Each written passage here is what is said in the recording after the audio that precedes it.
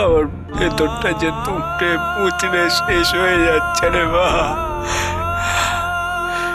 আরে বড় মা, তারা তারা তারা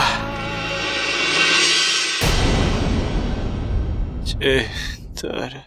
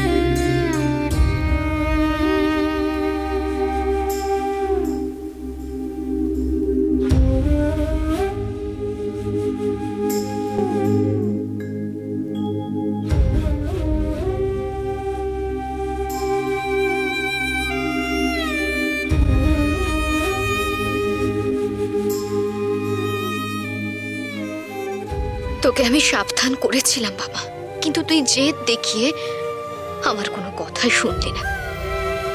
কিন্তু এখন যে আর কোনো উপায় নেই বাবা। নিয়তির এই নিষ্ঠুর ফল তোকে যে ভোগ করতেই হবে। তবে নিয়তির খেলার পিছনেও বড় কারণ থাকে। তোকে এখন অনেক কিছু সহ্য করতে হবে অন্য কারোর ভালো করার জন্য। তবে বাবা, আমি খুব খুশি হয়েছি, বড় খুশি হয়েছি যে তুই বীরেন্দ্রনাথের জীবনটা নষ্ট হতে দিসনি। তাকে তুই সুপথে ফিরিয়ে এনেছিস। বাবারে, তোর যে জন্মই হয়েছে অন্যের বিপদকে নিজের কাছে টেনে আনার জন্য। কিন্তু বাবা, তোর মাথায় যে এত বড় অপবাদ নেমে আসলো, এই অপবাদ খুঁজবে কি করে?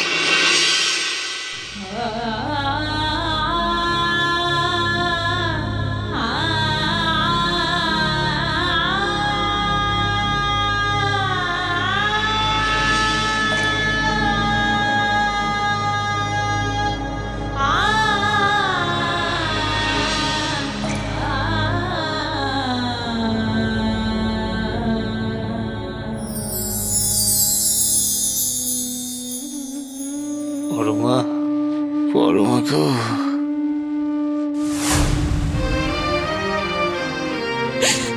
চক্রান্ত, মামার বিরুদ্ধে চক্রান্ত করা হচ্ছে। মামা কখনো এমন কাজ করতে পারেন, এর ভুল মস্ত বড়। এ কি বলছেন রানীমা? আমি নিজের চোখে দেখেছি এই নৃশংস খুন। আর এই নৃশংস খুন আর কেউ করেনি, করেছেন স্বয়ং বামদেব। বামদেব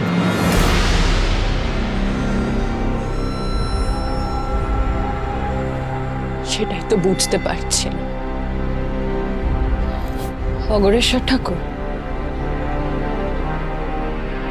একটা প্রশ্নের উত্তর দিন তো অগরেশ্বর ঠাকুর। প্রশ্ন বলুন। আপনি তহসিলদার মশাই বীরেন্দ্রনাথ অত রাতে শ্মশানের জঙ্গলে কি করছেন?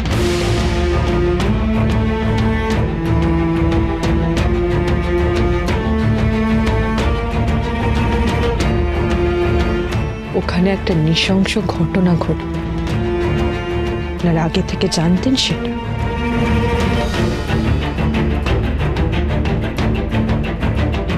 উত্তর দিন অগরেশ্বর ঠাকুর। অন্যদের কথা তো বলতে পারবো না, কিন্তু রানীমা, আমি তো তন্ত্র সাধক।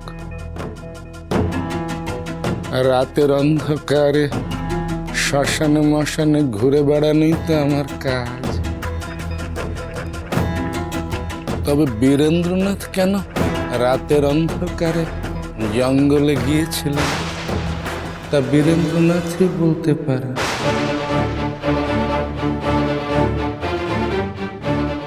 বলো বীরেন্দ্রনাথ, কেন তুমি রাতের অন্ধকারে জঙ্গলে গিয়েছিল?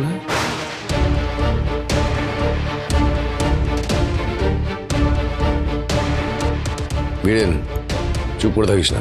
ছোট বৌমা যেটা জানতে চাইছে সেটা বল। হ্যাঁ ভাই, কারণটা বলে দাও, আমরা সবাই জানতে চাই। আসলে আমার ঘুম আসছিল না। পায়চারি করতে করতে পৌঁছে গিয়েছিলাম শ্মশানে।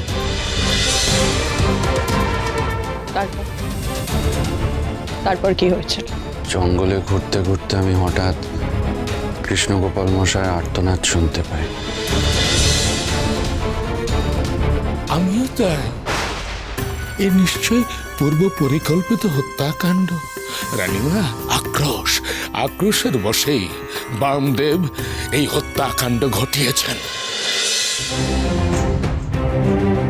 জানি না কেন আমি বিশ্বাস করতে পারছি না যে ঠাকুর মানুষ খুন করতে পারে। আমরাও বিশ্বাস করি না পরকুমার, আমরাও বিশ্বাস করি না ঠাকুর এমন কাজ করতে পারে। রানীমা, এ ঠাকুরের বিরুদ্ধে চক্রান্ত করা হচ্ছে, নিশ্চয়ই কোনো চক্রান্ত করা হচ্ছে রানীমা।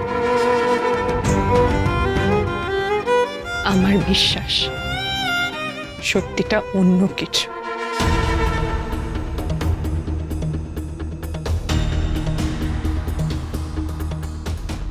আর একদিন না একদিন সত্যিটা সবার সামনে প্রকাশে আসবে।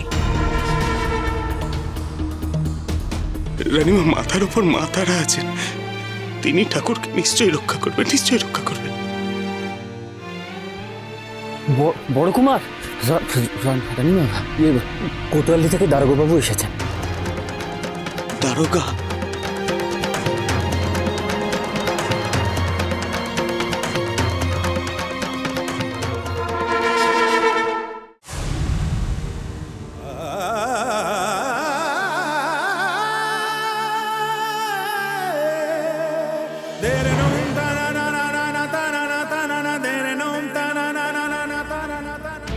বণিক কৃষ্ণগোপালকে খুন করার অভিযোগে তোমাকে অ্যারেস্ট করা হইল সাধুবাবু। কোর্টে তোমার বিচার হইবে। মামা, মামারে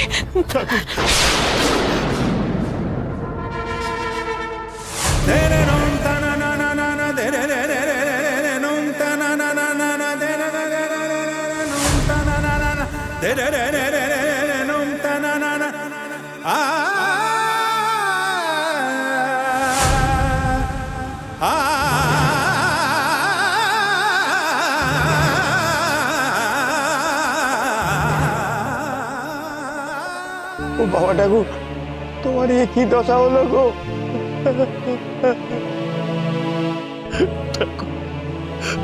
ঠাকুর, তোমাকে এমন ভাবে আমাদেরকে দেখতে হবে ঠাকুর। তুই খুনি নোস, আমি জানি সেটা, আমি প্রমাণ করবো যে তুই খুনি নোস। তুই চিন্তা করবি, চিন্তা করিস না তুই।